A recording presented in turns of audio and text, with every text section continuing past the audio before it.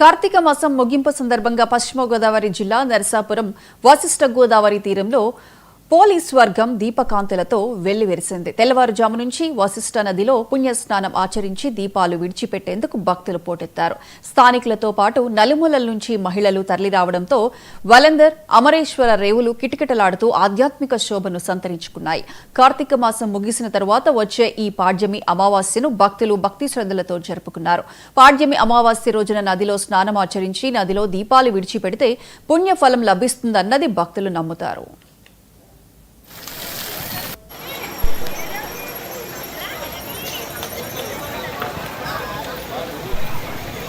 కార్తీక మాసంలో ప్రతి ఒక్కరూ వినవలసిన కథ పోలీస్ వర్గం.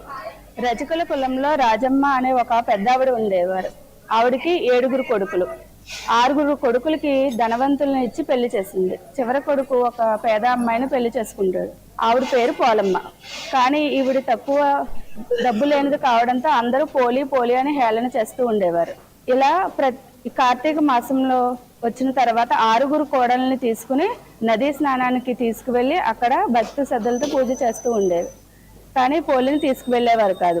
పోలి బావి దగ్గర స్నానం ఆచరించి పత్తితో చేసిన ఒత్తిని వేసి వెన్నతో దీపారాధన చేసి భక్తి శ్రద్ధలతో పూజ చేసింది.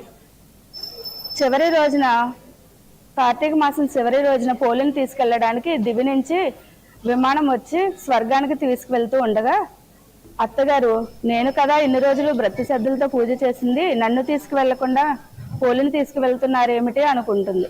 అప్పుడు ఇన్ని రోజులు నువ్వు భక్తి శ్రద్ధలతో పూజ చేయలేదమ్మా అని చెప్పి అందుకే పోలిని తీసుకెళ్లడానికి వచ్చారని చెప్తారు. అప్పుడు పోలి అత్తగారు నన్ను కూడా తీసుకువెళ్ళమని అడుగుతుంది. అప్పుడు పోలి అత్తగారిని కూడా తనతో తీసుకువెళ్తుంది. ఇలా ఎవరైతే భక్తి శ్రద్ధలతో పూజలు ఆచరిస్తారో వారికి పుణ్య స్వర్గం ప్రాప్తిస్తుంది. ఇదండి కార్తీక మాసంలో ప్రతి ఒక్కరు వినవలసిన పోలీస్ వర్గం.